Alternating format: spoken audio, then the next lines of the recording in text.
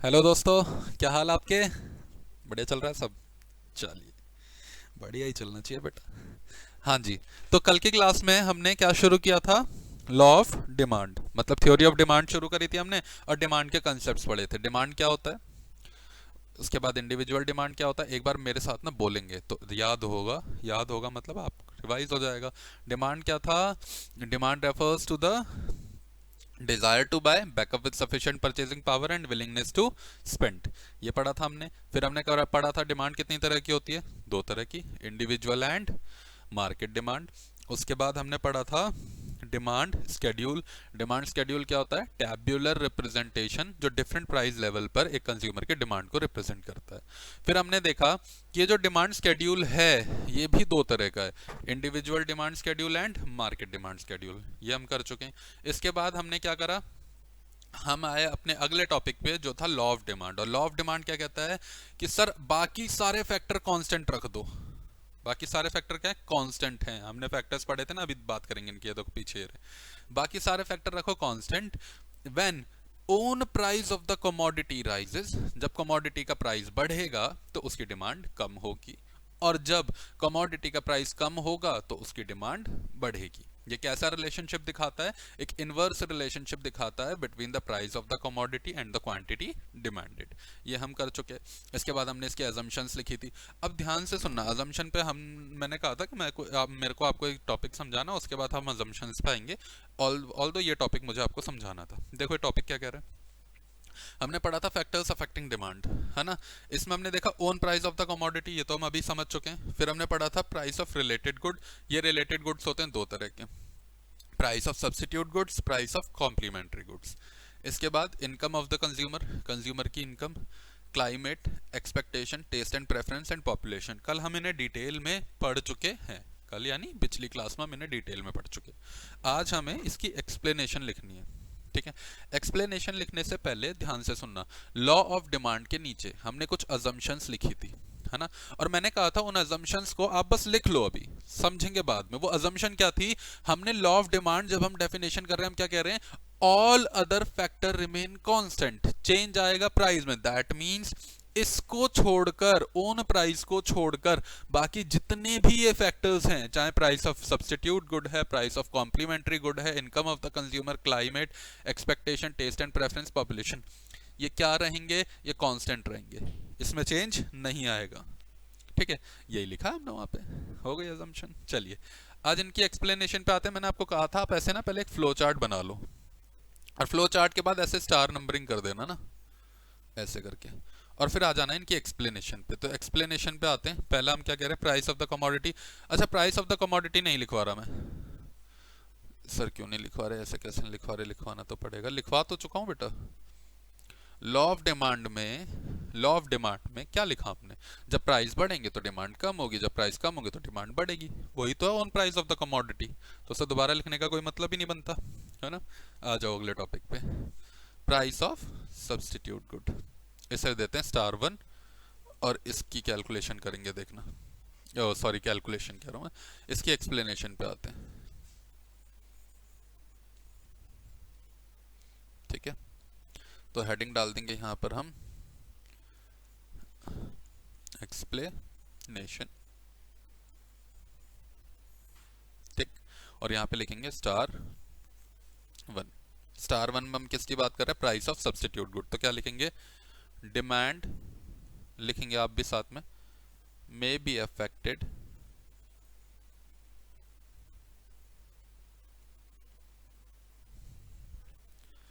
By the substitute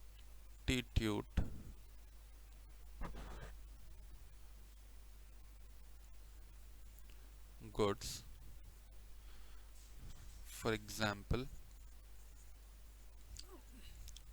T and coffee, if the price of coffee rises, then the demand for tea also rises and vice versa. मतलब देखो क्या कह रहा है वो, demand में be affected by the substitute good, substitute good से भी डिमांड पर असर आ सकता है. For example T and coffee, if the price of the coffee is rises.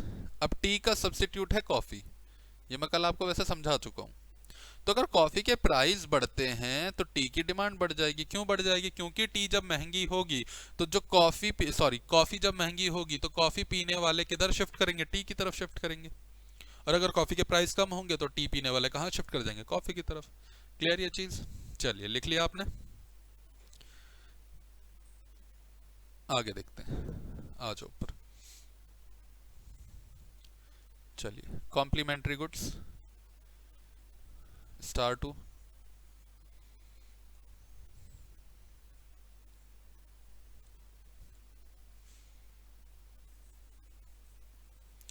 Complementary goods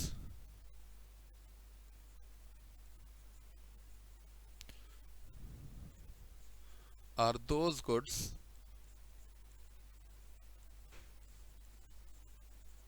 which fulfills each other, which fulfills each other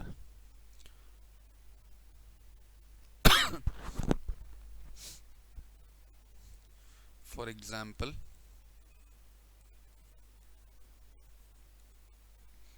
car and petrol are complementary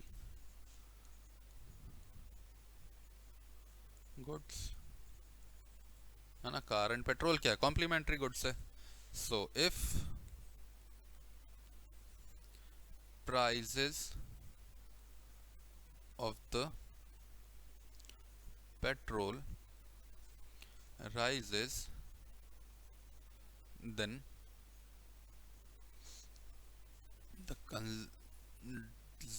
the demand for petrol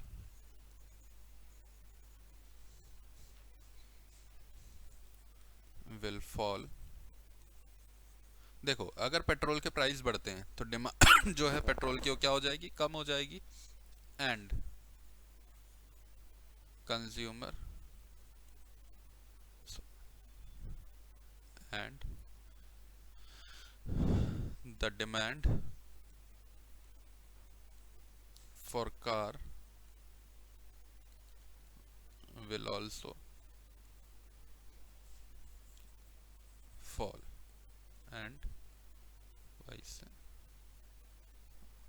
versa. मतलब देखो complementary good क्या है? जो एक दूसरे को पूरा कर रहे थे, यही पढ़ा था हमने. तो सर अगर कार और पेट्रोल हैं, ये दोनों एक दूसरे के क्या है? कॉम्प्लीमेंट्री हैं. अगर पेट्रोल के प्राइस बढ़ेंगे तो क्या होगा? पेट्रोल की डिमांड कम होगी. अब क्योंकि पेट्रोल की डिमांड कम हो रही है, कंज्यूमर पेट्रोल की डिमांड नहीं कर रहा, तो क्या कार की डिमांड करेगा? नहीं, तो कार की डिमांड भी क्या हो जाएगी? कम हो जाएगी. कॉपी करें जल्दी से.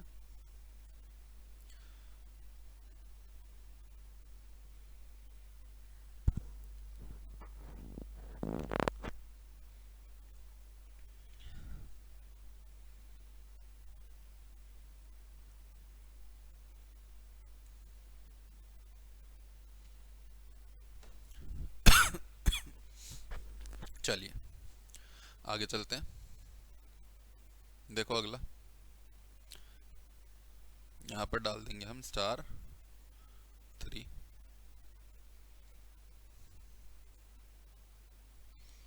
स्टार 3 में क्या लिखेंगे? इनकम ऑफ द कंज्यूमर लिखा है तो लिख लेते हैं. When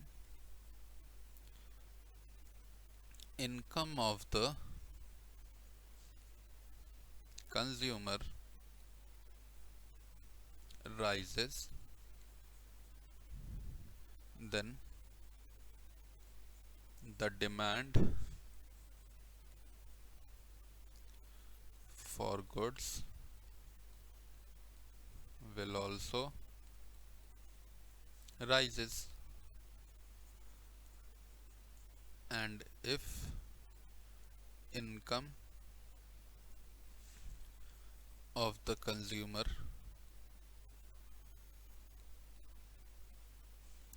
falls, then the demand for goods will also falls. Clear ये चीज? समझ आए? जल्दी से लिखेंगे इसे।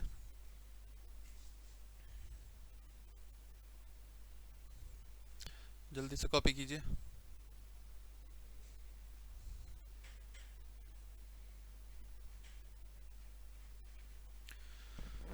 चलिए आगे बढ़ते हैं सर।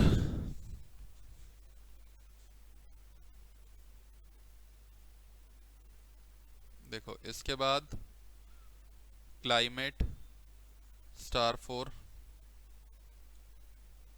अच्छा, क्लाइमेट पे स्टार 4 डाल देते हैं, एक्सपेक्टेशन पे क्लास स्टार 5। पहले इन दोनों को लिखते हैं, ठीक है।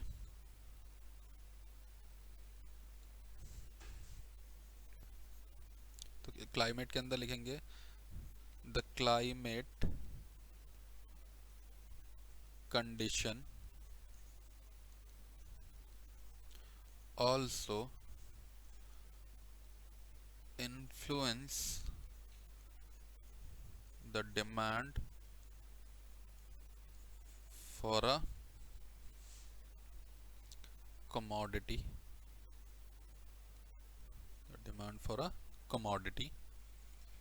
for example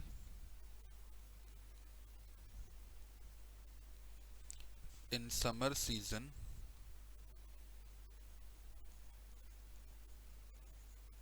the demand for cold drinks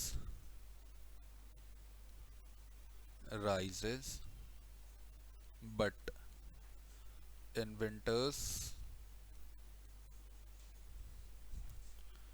its demand falls. Clear? अच्छा, अगला हमने देखा था एक्सपेक्टेशन ऑफ द कंज्यूमर। देखो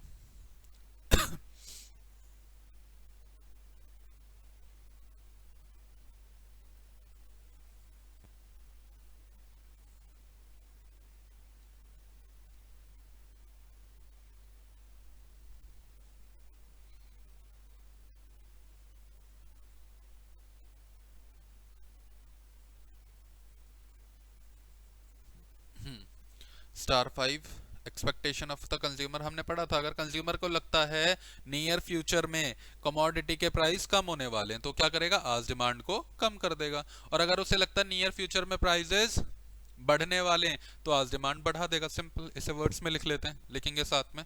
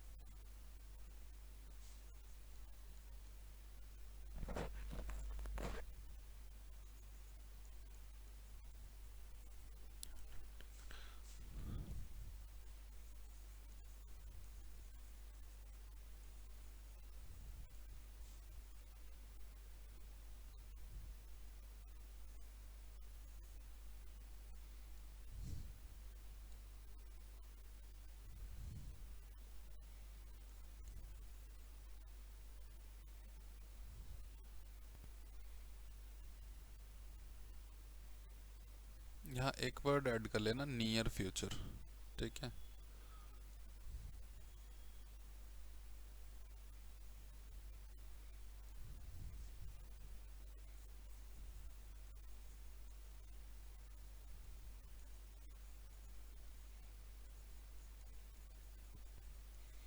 हाँ जी, तो अगर कंज्यूमर को लग रहा है नियर फ्यूचर में कमोडिटी के प्राइस कम होने वाले हैं तो वो क्या करेगा, डिमांड को कम कर देगा। और अगर उसे लगता है नियर फ्यूचर में प्राइसेस क्या होने वाले, बढ़ने वाले, तो आज डिमांड को बढ़ा देगा।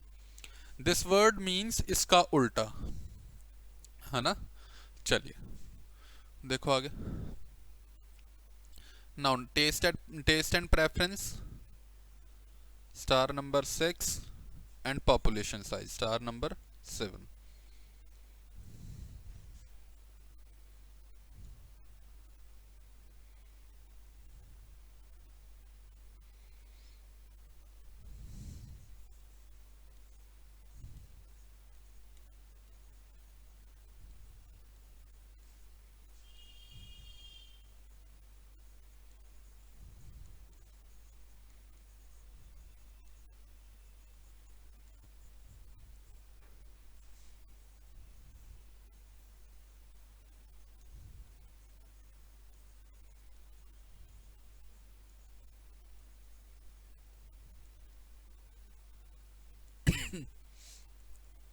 And last is star 7 population.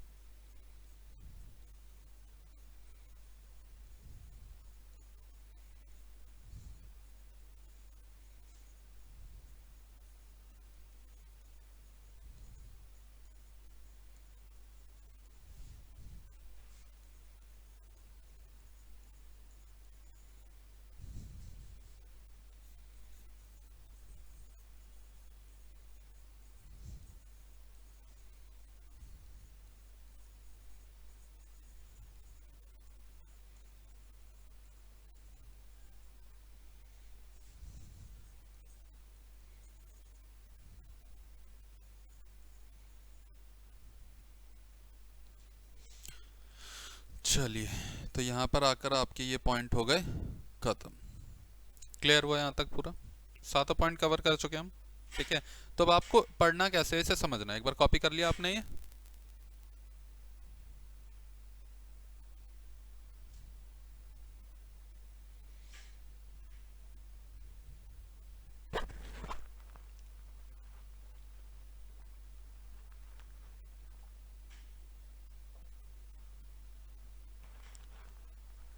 देखो आपको पढ़ना कैसे है, जैसे आप रिवीजन कर रहे हैं। ठीक है, आपको सिर्फ ये फ्लो चार्ट देखना है। अगर आपको लगता है इस फ्लो चार्ट से कुछ ऐसा है जो आपको समझ नहीं आ रहा या कोई पॉइंट समझ नहीं आ रहा, तो आप एक्सप्लेनेशन पे जाएंगे। ठीक है, आ जाओ अगले टॉपिक पे। तो जरा यहाँ देखो बुक में, ये हम कर चुके हैं। ये इंडिविजुअल डिमांड, मार्केट डिमांड हम कर चुके हैं। ठीक है, अब देखो मार्केट में मैंने बताया था, मान लो ये, अब आप कहोगे ये तो हमें पढ़ाया ही नहीं, एक क्वेश्चन में इतने सारे ग्राफ दिए। ऐसा कुछ नहीं है। अब समझो, मान लो ये एक कंज्यूमर की डिमांड है, ये दूसरे कंज्यूमर की डिमांड है, ये तीसरे कंज्यूमर की डिमांड है। अब मैं तीनों की डिमांड को ऐड कर दूं तो क्या बन जाता हमारा मार्केट डिमांड। ठीक है, लेट्स से कंज्यूमर 1 जो डिमांड कर रहा है, प्राइस है 1 रुपये, 2 रुपये, 3 रुपये, 4 रुपये। इसकी क्वांटिटी डिमांडेड थी 4 unit, 3 unit, 2 unit, 1 unit. Consumer 2 जो है वो कहता है 5 यूनिट चाहिए, 4 यूनिट चाहिए, 3 यूनिट चाहिए, 2 यूनिट चाहिए। कंज्यूमर 3 जो है वो कहता है भाई साहब मुझे 6 यूनिट चाहिए, फिर 5, फिर 4, फिर 3। तो मार्केट डिमांड कितनी हो गई, मार्केट डिमांड का मतलब इनका टोटल कर दो। 4 और 5 9, 9 and 6 15, 3 and 4 7, 7 and 4 5 is 12, 2 and 3 5, 5 and 4 is 9 and this is 6। तो इसका सेपरेट ग्राफ बना दिया उन्होंने, ये रहा, इसका ये रहा ग्राफ, इसका ये, और ये मार्केट डिमांड ये रहा। ठीक है, तो कोई बहुत बड़ा रॉकेट साइंस नहीं है ये, और बेसिक हमारे एग्जाम एमसीक्यू बेस आने वाला है, ये चीज़ ध्यान रखेंगे। हमें फुल फ्लेज ग्राफ बना के नहीं दिखाने ना अपने आंसर्स में। चलिए आगे बढ़ते हैं।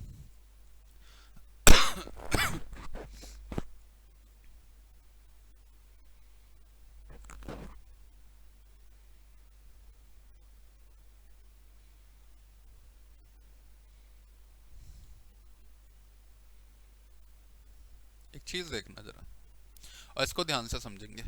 हमने कल ये डिमांड कर्व पढ़ा, तो डिमांड हमारी कुछ इस तरह से बनती है, यानी डिमांड कर्व हमारा कुछ इस तरह से बन रहा है। अगर आप ध्यान से देखें, ये लेफ्ट से, ये आपका लेफ्ट से किस तरफ जा रहा है, राइट की तरफ जा रहा है, यानी नीचे की तरफ, है ना। यहाँ पर हमारा क्वांटिटी डिमांडेड था, यहाँ पर प्राइस था, ठीक है। तो ये डाउनवर्ड स्लोपिंग है। देखना टॉपिक क्या कह रहा है, causes for nature of demand curve that is downward sloping demand curve.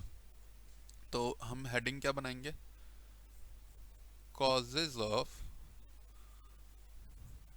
Downward sloping demand curve. यानी जो हमारा डिमांड कर्व है वो डाउनवर्ड स्लोपिंग क्यों है, डाउनवर्ड स्लोपिंग मतलब ये नीचे की तरफ जा रहा है, ये डाउनवर्ड स्लोपिंग क्यों है, ये हमें देखना है, ठीक है। देखेंगे जरा ध्यान से।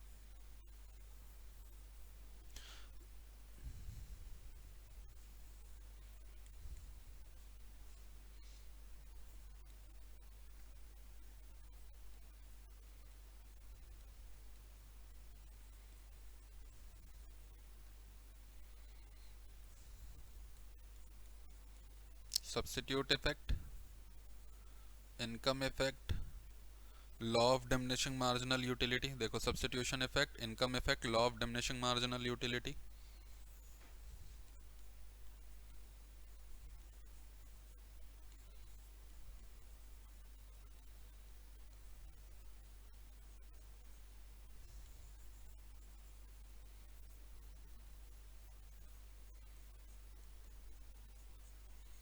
इसके बाद न्यू कंज्यूमर्स या फिर बायर्स, आप जो लिखना चाहो,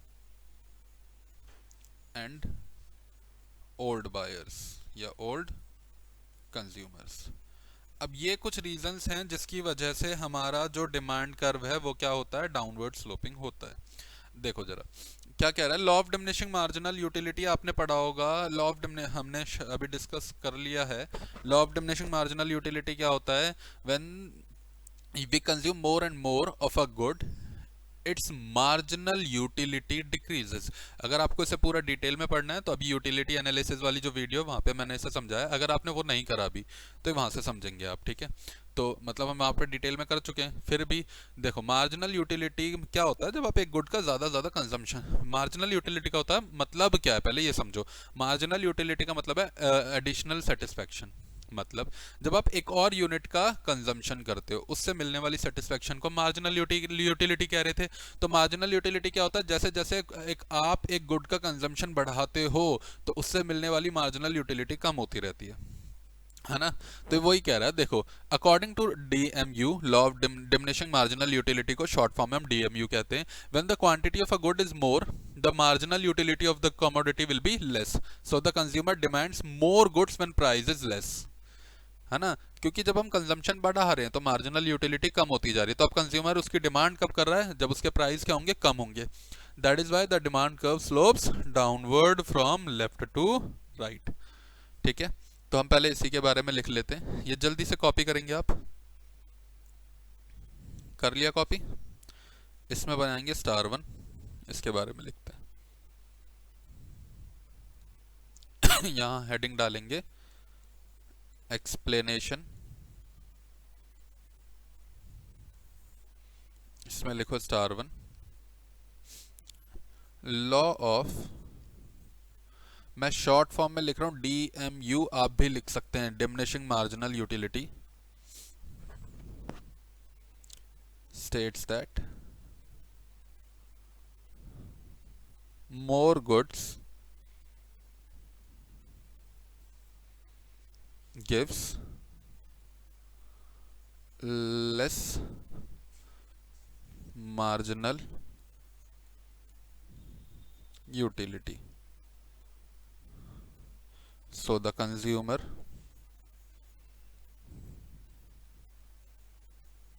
will buy when the price of the commodity या फिर गुड्स, आप जो कहना चाहो, फॉल्स, ठीक है। क्लियर, सिंपल था। अगले पॉइंट पे आ जाओ। देखो नेक्स्ट आता है, पहले ये दोनों हम पहले डिस्कस कर चुके हैं आपसे, ठीक है। सब्स्टिट्यूट गुड्स और इनकम इफेक्ट, ये हमने पहले डिस्कस कर लिया है। हम पहले इन दो नए टॉपिक को डिस्कस करेंगे, new consumer and old consumers को, ठीक है। न्यू कंज्यूमर पे आते हैं। इसमें डाल दो स्टार टू। इसमें क्या डालेंगे, स्टार टू। देखो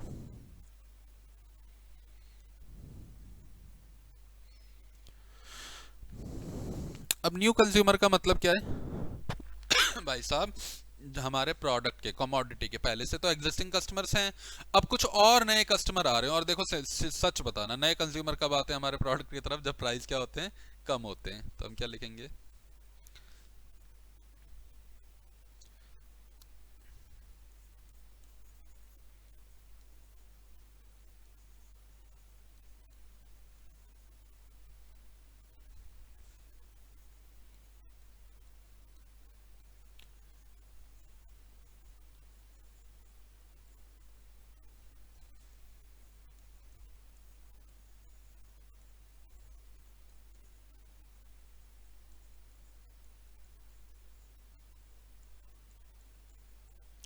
है ना। न्यू कंज्यूमर भी कब आते हैं, जब कमोडिटी के प्राइस कम होते हैं। भाई साहब देखो, आप आज के टाइम पर क्या हो गया, पहले क्या होता था, आईफोन ना एक लग्जरी टाइप होता था ना, आपको पता होगा कि यार उसके पास ना आईफोन है। आज के टाइम पे क्या हो गया, हर दूसरे पर्सन के पास आईफोन है। मतलब क्या हो, क्यों हो रहा है, क्योंकि जैसे ही आईफोन के प्राइस रिड्यूस हुए, रिलेटिवली अगर देखा जाए, आईफोन 12 11 हो गया या उससे नीचे हो गया, 40,000 30,000 में फ़ोन मिल रहे हैं। Although it is a big amount, लेकिन अगर आईफोन का बेसिक कंपैरिजन देखा जाए, आज हर हाथ में एंड्रॉइड फोन है। पहले एंड्रॉइड फोन 10,000 20,000 ऐसे आते थे, आजकल 3 3 4 4 हजार में आईफोन सॉरी एंड्रॉइड फोन आ जाते हैं ना। तो जब कमोडिटी के प्राइस कम होंगे तो न्यू कंज्यूमर भी उसकी तरफ क्या होंगे, अट्रैक्ट होंगे। ओल्ड कंज्यूमर पे आ जाओ जरा। अब ओल्ड कंज्यूमर क्या है, जो हमारे कंज्यूमर पहले से स्टार थ्री। तो भैया ओल्ड कंज्यूमर ज्यादा गुड कब खरीदेगा, जब प्राइस कम हो जाएंगे। सिंपल सी बात हो, तो पहले से गुड परचेज कर रहा है ना। तो यहाँ क्या लिखेंगे, when the price of the commodity falls,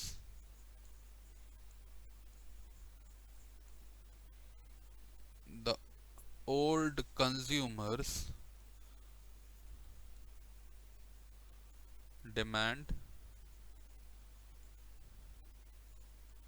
more of the commodity, more of the commodity। देखो इसका एक बेसिक एग्जांपल लेते हैं। लेट से आप एक फेस वॉश यूज करते हो और उस फेस वॉश की कॉस्ट है 250 रुपीज, ठीक है, जिसको आप परचेज कर रहे हो हर महीने। अब सपोज करो आपको पता चले अभी कुछ डिस्काउंट चल रहा है या कोई भी रीजन है, अब उसका जो प्राइस हो गया वो 200 रुपये हो गया। आप क्या करोगे, ऑल्दो आपका अभी खत्म नहीं हुआ होगा, आप कहोगे यार खरीद के रख लेते हैं, है ना। क्लियर ये चीज। चलो सब्स्टिट्यूशन इफेक्ट को मैं लिखवा नहीं रहा, मैं यही समझा रहा हूँ। देखो in the case of substitute, if the price of the commodity X rises, मान लो कॉफी के प्राइस बढ़ गए, the relatively to the other good Y, यानी कॉफी के प्राइस बढ़े चाय से ज्यादा हो गए, the consumer will buy less of the commodity X, यानी कंज्यूमर जो कॉफी की कंजम्पशन कर रहा था वो कम खरीदेगा और चाय को ज्यादा खरीदेगा, क्योंकि रिलेटिवली चीपर हो गया। इसे सब्स्टिट्यूशन इफेक्ट कहते हैं, ये हम पहले पढ़ चुके हैं। इनकम इफेक्ट में आपको समझा चुका हूं, कंज्यूमर की इनकम बढ़ेगी तो क्या होगा, the income effect tell the real income of the consumer rises due to the fall in the price level. देखो अगर प्राइस लेवल कम होगा तो कंज्यूमर की इनकम बढ़ेगी, रियल इनकम बढ़ेगी। रियल इनकम बढ़ने का मतलब क्या भाई साहब, आप प्राइस कम होते ही अब उसकी परचेजिंग पावर बढ़ गई ना, तो he will purchase more of the goods when the price falls. वो ज्यादा कब खरीदेगा, जब प्राइस कम होगा। तो ये चीजें हम लिख चुके हैं, अब इसको हम दोबारा नहीं लिख रहे। आ जाओ यहाँ पे, अगर आपने कॉपी नहीं किया तो इसको जल्दी से कॉपी करें, इसको जल्दी से क्या करें, कॉपी करें।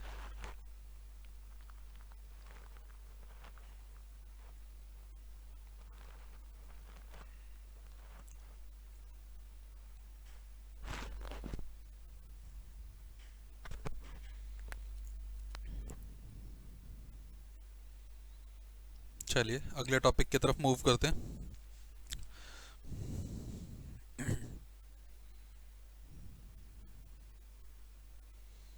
नेक्स्ट टॉपिक आता है हमारा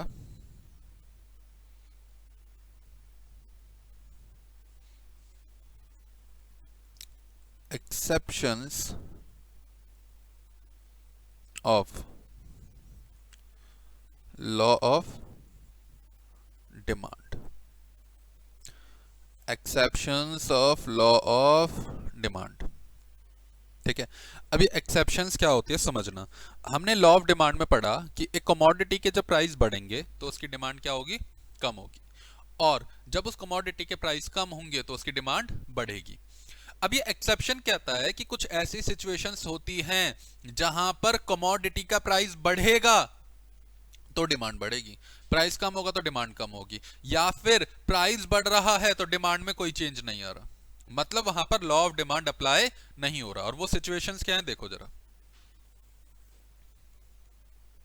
ठीक है, यहां से नाम, यहां से देखना जरा एक बार। अब यहाँ पे ना आप अगर नेम्स देखो, यहाँ पे कुछ नेम्स गिवन है, इन्हें लिखेंगे पहले और मैं आपको समझाता हूँ है क्या। पहला लिखा है उन्होंने गिफन पैराडॉक्स। ठीक है, बेसिकली ये होता है नेसेसिटी गुड्स या नेसेसरी गुड्स। ठीक है, नेसेसिटी ऑफ लाइफ कह सकते हो, नेसेसरी गुड्स कह सकते हो। इसके बाद वो कह रहा है स्पेक्यूलेशन,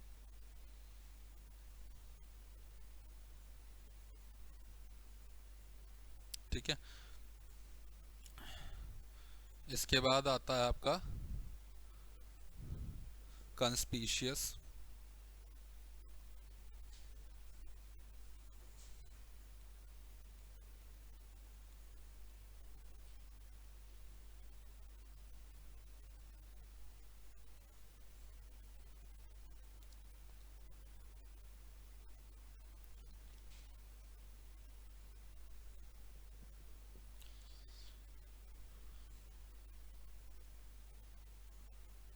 कंस्पीशियस, और इसका दूसरा नाम लिख लेना स्टेटस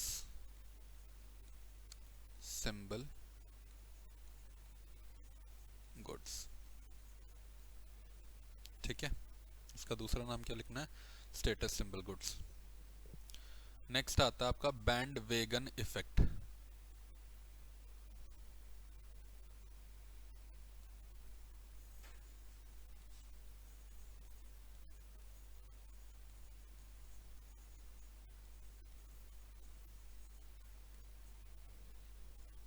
ठीक है, और आपने ये सब पढ़े हुए हैं पहले, बस नेम आपको ये दिखाना है कि जो नेम बुक कह रहा है हम उस नेम्स को कैसे देख रहे हैं। वेबलन इफेक्ट,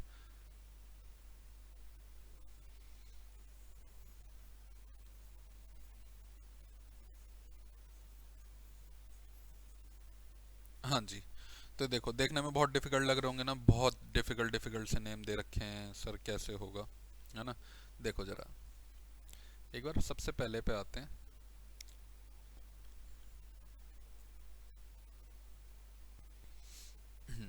यहाँ देखो, इसको लिख लो पहले एक बार जरा जल्दी से, समझते हैं इसे है क्या ये।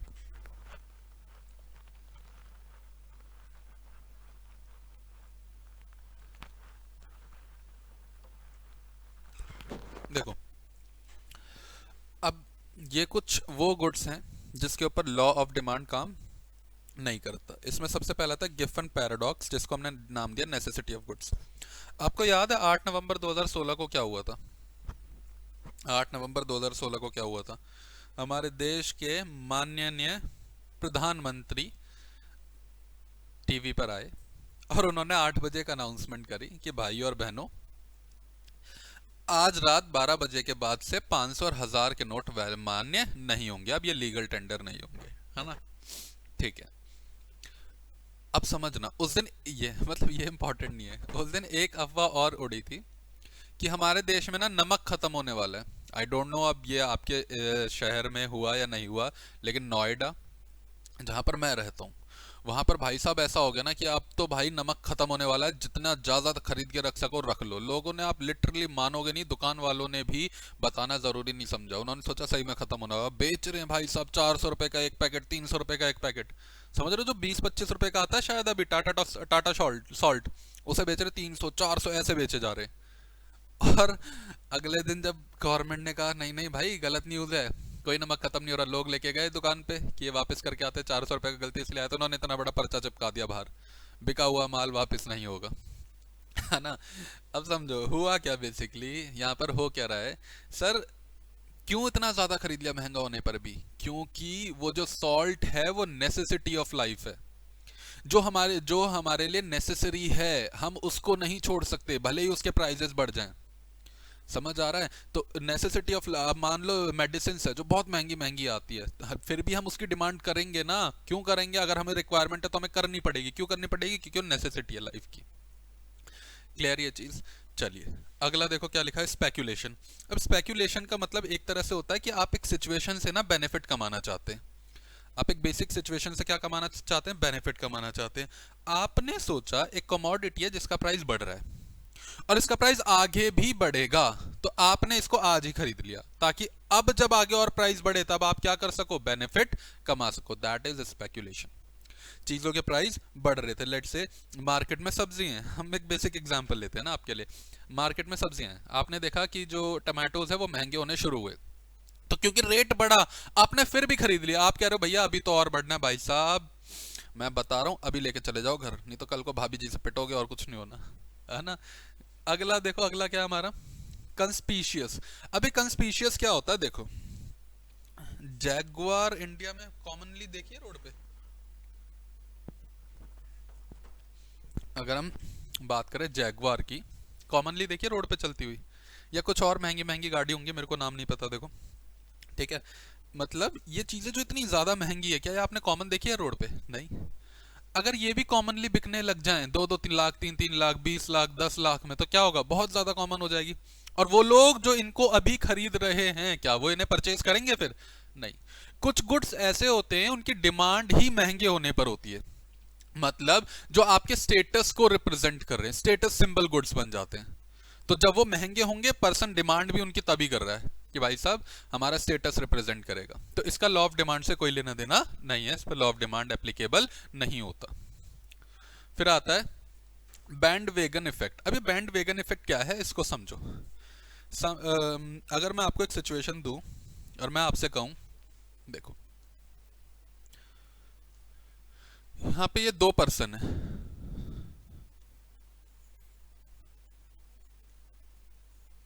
ये है हमारा मोंटी और ये है हमारा सोंटी। मोंटी और सोंटी दो भाई हैं।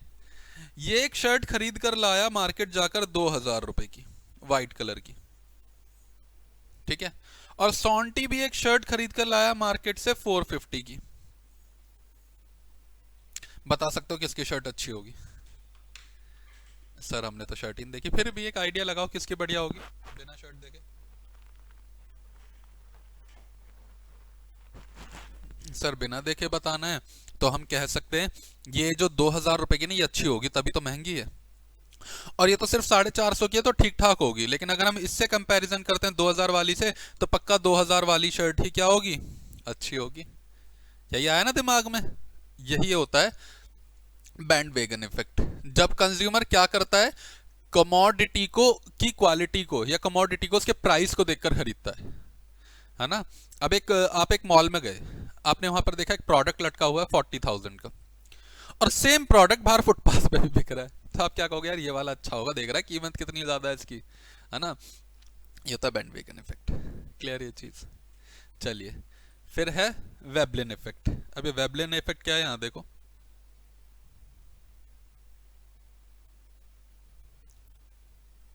अरे सॉरी सॉरी सॉरी सॉरी, ये जो अभी हमने पढ़ा ये था आपका वेबलिन इफेक्ट, कि जब आप प्राइस से कंपेयर करते हो, ठीक है, वो थोड़ा। और बैंड वेगन इफेक्ट क्या है, ये आता है आपकी टेस्ट एंड प्रेफरेंस पे। मतलब जो अभी हमने प्राइस इफेक्ट देखा वो किसका है, वेबलिन इफेक्ट होता है। बैंड वेगन क्या है, जब आप कंज्यूमर हो और आपको मतलब है सिर्फ टेस्ट एंड प्रेफरेंस से। आपको किससे मतलब है, टेस्ट एंड प्रेफरेंस से। फॉर एग्जाम्पल बर्गर खाते हो आप लोग, खाते हो, खाते ही हो गया ना। अब आपके पास अगर मैं आपको ऑप्शन दूं, एक बर्गर ऑप्शन है मैकडी, एक है जो हम रोड साइड खड़े होकर स्टॉल पे खा रहे हैं, आप कौन सा बर्गर खाना पसंद करोगे, मैकडी का। ऑल्दो वो महंगा है, रोड साइड वाला तो बेचारा 10 रुपए का 20 रुपए का दे रहा है, मैकडी में जा रहे हो वहाँ पे 85, 80, 90 का आप बर्गर ले रहे हो। प्राइस क्या है, हाई है, फिर भी डिमांड कर रहे हो, और बेचारा कम प्राइस पे बेच रहा है फिर भी डिमांड नहीं कर रहे, that is bandwagon effect. यानी आप अपनी टेस्ट एंड प्रेफरेंस के अकॉर्डिंग डिमांड कर रहे हो। ठीक है, चलिए इसमें और क्या ऐड कर सकते हैं हम। चलो बुक के तो पॉइंट्स खत्म हो गए, आप बताओ और क्या ऐड करें। बुक में एक पॉइंट और दिया हुआ है शेयर्स करके, देखो ये रहा, शेयर्स और स्पेक्युलेटिव मार्केट। शेयर्स या स्पेक्युलेटिव मार्केट यहाँ पे जहाँ पे आप प्रॉफिट कमाने के बेस पे करते हो। देखो एक सिंपल है, अगर आप इन्वेस्टमेंट करते हो स्टॉक मार्केट के अंदर, ऑल दो आपको सेविंग करनी चाहिए और इन्वेस्टमेंट करनी चाहिए, I would personally suggest you कि भाई साहब हर महीने कुछ पैसा बचाओ और उसे स्टॉक मार्केट में नहीं तो कुछ इन्वेस्ट करो अपना, इंस्टेड ऑफ बैंक। बैंक में भी रखो अपनी सेफ्टी के लिए, रिक्वायरमेंट के लिए, इमरजेंसी फंड्स, लेकिन थोड़ी बहुत इन्वेस्टमेंट आपको करनी चाहिए, क्योंकि जिस तरह से इन्फ्लेशन बढ़ रहा है और जो बैंक से इंटरेस्ट रेट मिलता है वो इन्फ्लेशन को कवर अप नहीं कर पाएगा। ठीक है, तो उसमें लिख के देखो सिंपल है, शेयर अगर आप खरीदते हो तो एक कंपनी का आप शेयर कब कब कौन सा शेयर खरीदना चाहोगे, जिसका प्राइस बढ़ रहा होगा। ऑल दो प्राइस बढ़ रहा है तो डिमांड तो कम होनी चाहिए, लेकिन उस टाइम उसकी डिमांड बढ़ती है क्योंकि हमें लगता है ये और ज़्यादा बढ़ेगा। ये मैंने लिखा नहीं क्योंकि काइंड ऑफ स्पेक्यूलेशन टाइप में ही हम कवर कर रहे थे, इसलिए हमने लिखा नहीं, है ना। और अगर कोई शेयर बहुत सस्ता है, लेट से इस करंट टाइम पे मेरे ख्याल से वोडाफोन का शेयर बहुत सस्ता होगा, वीआई करके जो है, हम नहीं खरीदते, सस्ते पेनी स्टॉक्स कहते हैं, जैसे एक एक रुपए, दो दो रुपए, 10 रुपए के, हम नहीं ले रहे कि यार इसके प्राइस तो कम है, क्या रिटर्न आएगा ना। और क्या हो सकता है देखो, पेरिशेबल गुड्स,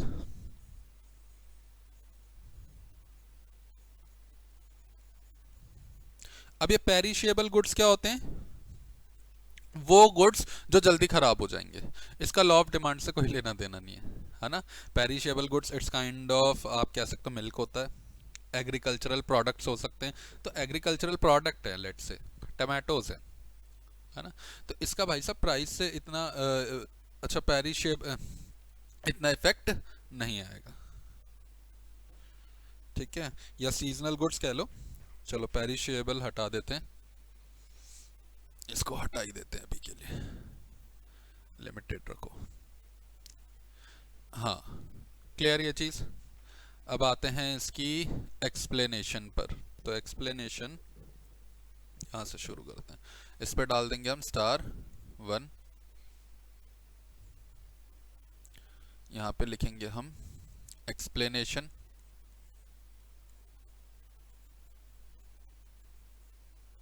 एक्सप्लेनेशन के बाद *1। ठीक है, एक्सप्लेनेशन के बाद क्या लिख रहे हैं हम, *1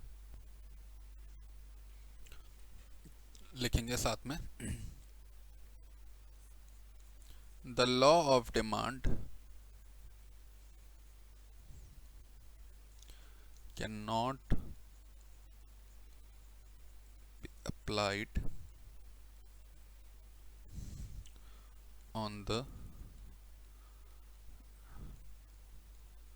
necessary goods, it is observed by a British economist, Sir Robert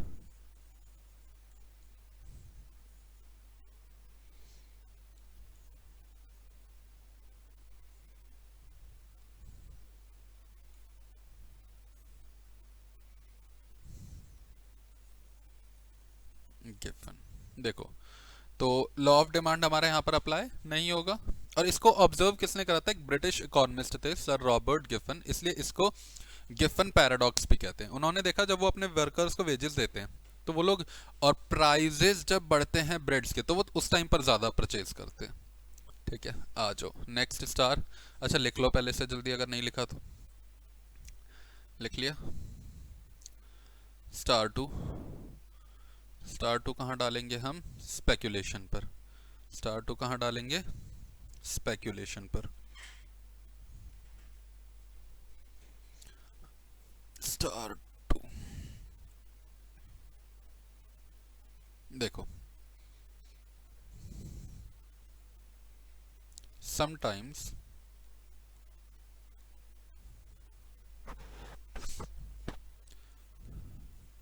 the price of the commodity rises and the consumer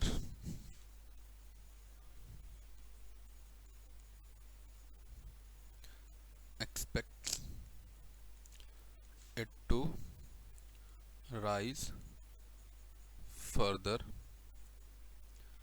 so he purchase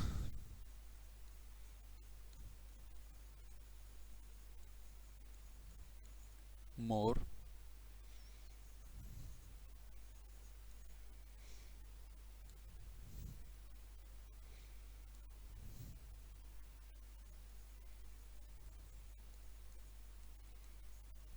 than he did when the price was लो। इसका मतलब क्या है कि कई बार क्या होता है, कमोडिटी का प्राइस देखो, अभी हम समझ के आए प्राइस बढ़ रहा है ना, तो कंज्यूमर को लगा कि भैया और बढ़ना है, तो उसने कहा खरीद लो यार। अब कितना खरीद रहा हो, जितना उसने पहले प्राइस कम था तब खरीदा था उससे भी ज़्यादा खरीदा, कह रहा और बढ़ने से अच्छा पहले ही ले लेते हैं। ठीक है, लिख लो इसे जल्दी से। चलिए आ जाओ अगले पे।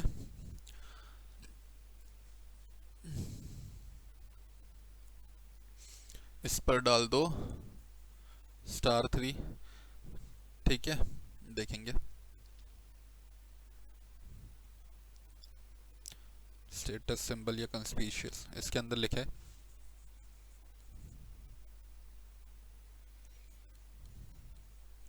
these goods represents the status of the consumer, है ना। ये गुड्स क्या रिप्रेजेंट करते हैं, स्टेटस रिप्रेजेंट करते हैं कंज्यूमर का। फॉर एग्जांपल ज्वेलरीज हो गई, मान लो गोल्ड डायमंड कुछ भी हो सकता है। Expensive cars,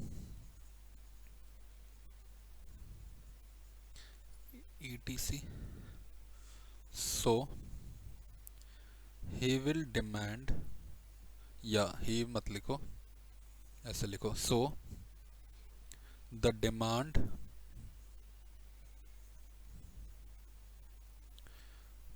for those goods will rise when the price is high and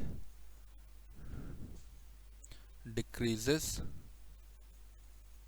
when the price is low। Simple, copy करो जल्दी से, कॉपी कर लो जल्दी से।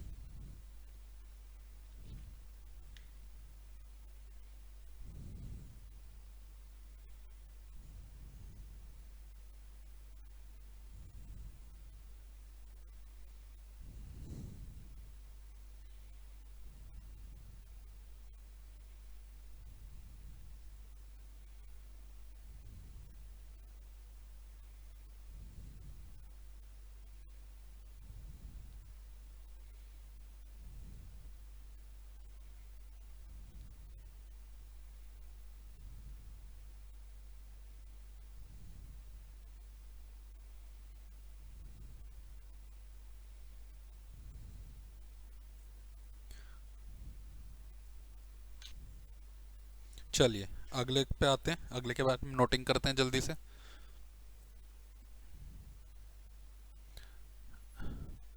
यहाँ पर डाल दो *4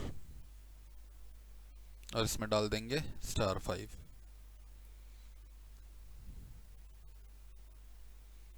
लिखो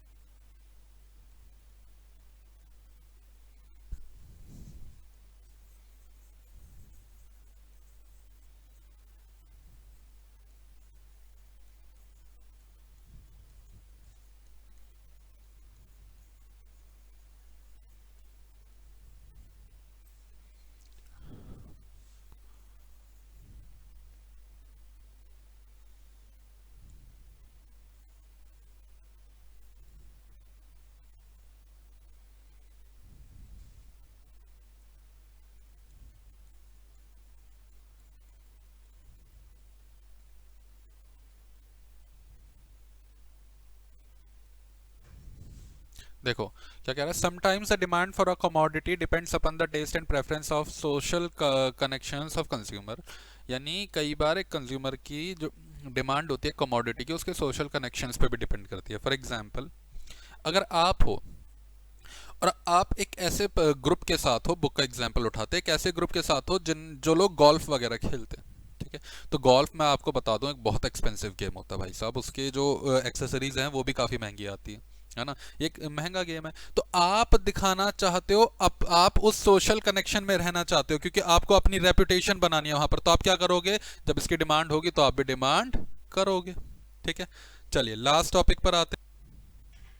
हाँ जी, और लास्ट देखो, लास्ट में तो सिंपल था ना, क्या होता है, इफ स्टार 5 है, consumer relate the quality of the commodity with its price, then he will buy more when the price rises, है ना। अगर कंज्यूमर क्वालिटी को किससे कंपेयर करने लग जाता है, प्राइस से कंपेयर करने लग जाता है, तो भाई साहब वो कब ज्यादा खरीदेगा, जब क्या होगा, उसके प्राइस बढ़ेंगे। क्लियर है यहां तक। चलिए अगले टॉपिक पे आ जाओ। देखो नेक्स्ट है हमारा टाइप्स ऑफ डिमांड, और डिमांड है तीन तरह की, price demand, income demand and cross demand, ठीक है।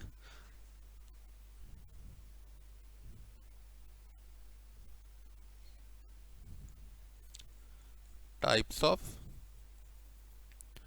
डिमांड, और ये कितनी तरह की है, तीन तरह की, प्राइस डिमांड, इनकम डिमांड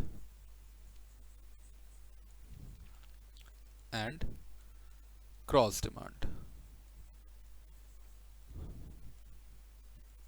ठीक है। तो ये टॉपिक और इलास्टिसिटी ऑफ डिमांड, ये दो टॉपिक हम करने वाले हैं अगली क्लास में, ठीक है। तो आज की क्लास को यहीं खत्म करेंगे। आज हमने कुछ ऐसा वैसा खास पढ़ा नहीं है, हमने सिर्फ नोटिंग करी है, जो इंपॉर्टेंट थी वो कर चुके हैं हम। नोटिंग करने के बाद इतना खास हमने कुछ आज यहाँ करा नहीं।